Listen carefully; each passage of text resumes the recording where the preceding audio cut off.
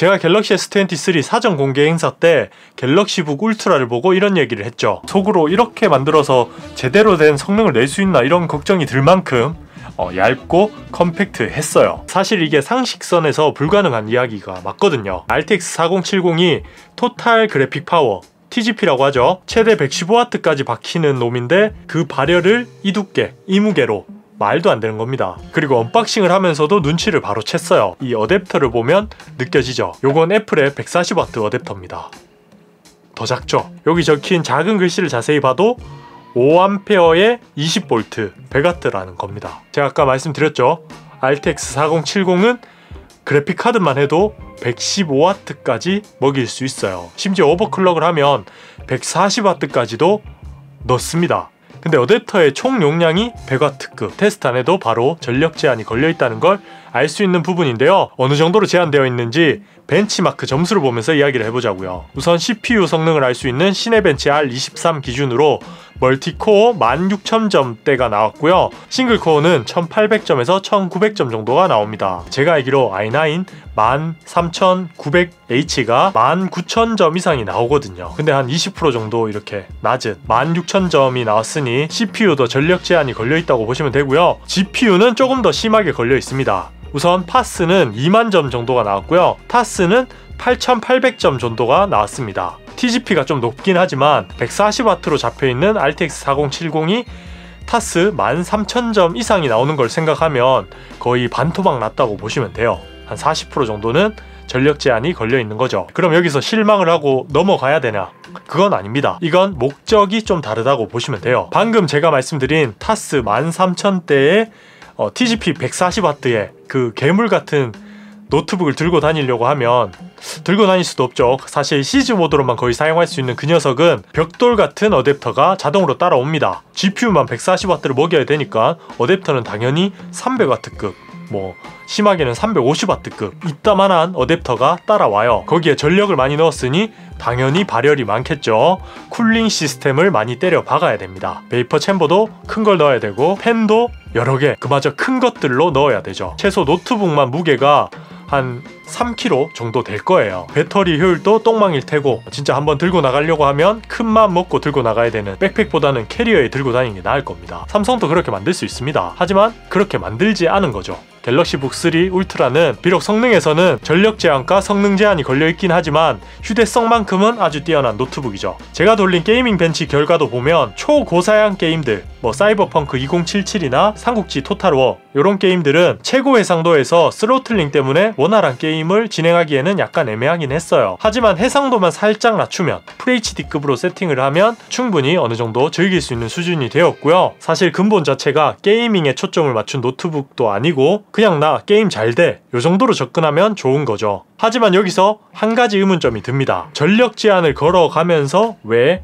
고가의 CPU와 고가의 GPU를 넣었을까? 제조 단가만 높아지고 소비자 가격만 높아졌을 텐데 왜 이렇게 했을까? 이런 생각이 들죠. 삼성이 의도한 건 이거죠. 제가 뭐 극단적인 예를 한번 들어볼게요. 제가 영상 제작으로 돈을 버는 사람이에요. 근데 심지어 잘 나가. 시장에서 날 찾는 사람이 워낙 많기 때문에 그냥 1분 1초를 줄일 때마다 돈을 많이 벌 수 있는 그런 능력 있는 크리에이터라고 봅시다. 근데 이런 사람들은 당연히 집에 아주 좋은 시스템의 데스크탑을 갖추고 있을 겁니다. 1000만원, 2000만원 이 정도 되는 시스템을 갖추고 있어요. 그럼 집에서 노트북을 쓸 필요가 없겠죠. 아까 말씀드린 시즈탱크 같은 그런 노트북은 필요가 없어집니다. 그렇다면 노트북들은 나가서 사용할 때 주로 쓰게 되겠죠. 그럼 가장 중요한 건 휴대성일 수밖에 없게 되고요. 그리고 더해지는 게 아까 말씀드린 1분 1초의 시간도 아낄 수 있는 최고 사양의 시스템이 필요하게 되는 겁니다. 돈 1, 200은 아무것도 아니죠. 한마디로 특수한 전문가를 위한 그런 노트북을 만들었다고 보는 게 맞아요. 뭐 쉽게 말하면 가성비 따위는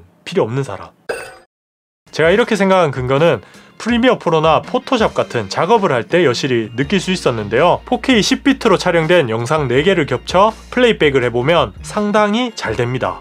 제가 봤던 윈도우 노트북 중에서도 상위권인 것 같아요. 자막 작업, 색 보정, 거기에 맥북도 좀 버거워하는 500%로 영상 속도를 높여서 편집해도 곧잘 되더라고요. 좀 놀라운 부분이었고요. 인코딩 속도도 무난무난합니다. 인코딩 도중에 다른 작업도 가능했고요.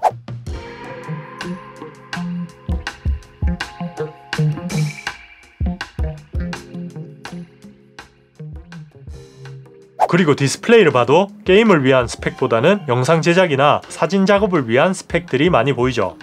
정확한 색감이 표현 가능한 다이나믹 아몰레드 2X와 3K 해상도의 화면비도 16:10으로 게임보다는 작업용으로 적합하죠. 하단에 붙어있는 스티커처럼 엔비디아에서도 인정한 크리에이터를 위한 노트북 정도로 이해하시는 게 좋습니다. 자, 그럼 이제 성능은 그렇게 보고 넘어가면 될 것 같고요.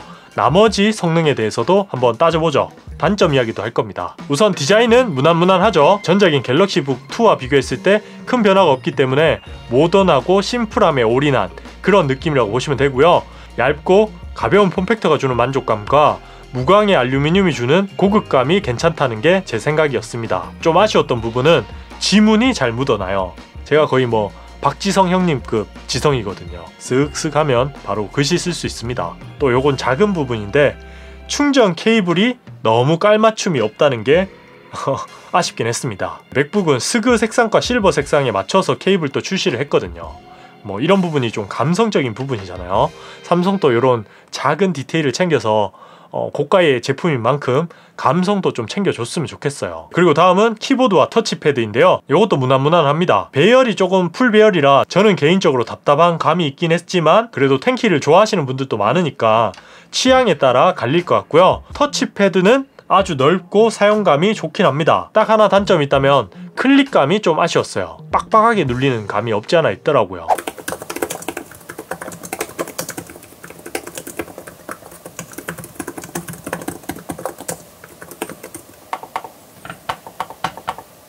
다음은 디스플레이인데요.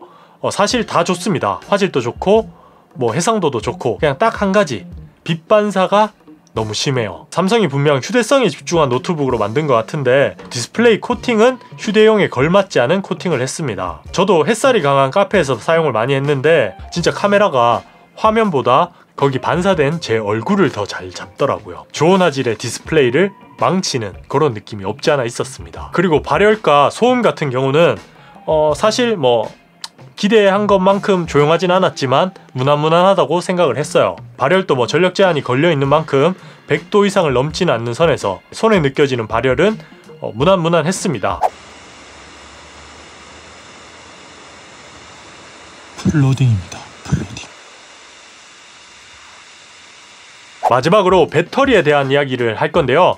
사실 저는 이 부분이 가장 아쉬웠어요. 물론 예측은 됐죠. 고사양의 CPU와 고사양의 GPU를 넣었기 때문에 배터리 효율이 좋을 수 없다는 점은 예상을 했습니다. 안 그래도 무게도 많이 가볍게 했으니까요. 그리고 이게 뭐 삼성의 잘못이라고도 할 수도 없죠. 인텔의 CPU, 엔비디아의 GPU가 전력을 많이 먹는 거니까 뭐 이해는 되긴 합니다. 그리고 한 가지를 더 하자면 배터리만 이용해서 이 녀석의 성능을 끌어내기에는 여전히 아쉽다.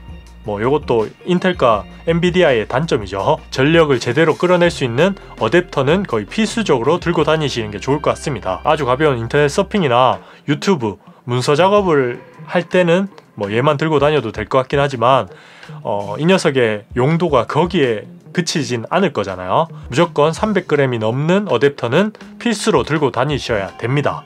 또 맥북과 비교를 안 할 수 없죠. 맥북 16인치가 한 2.1kg 뭐 그 정도 되거든요. 이 녀석이 1.8kg 되는데 300g의 어댑터를 더하면 뭐 휴대성이 거의 비슷해지지 않나 이런 생각이 들 수밖에 없더라고요. 그럼 오늘은 여기까지고요. 다음 시간에는 제가 그래도 재미로 요거 뭐 사실 운영체제가 다르기 때문에 맥북이랑 비교하기에는 무리가 좀 있긴 한데 그래도 맥북이랑 비교하면 좀 재밌는 부분들도 많이 나올 것 같거든요. 그러니까 다음 시간에는 제가 갖고 있는 요 M1 맥북과 한번 비교하는 그런 영상을 촬영해 보도록 하겠습니다.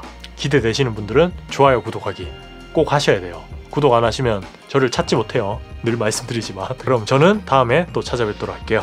다음에 봐요. 똥봐.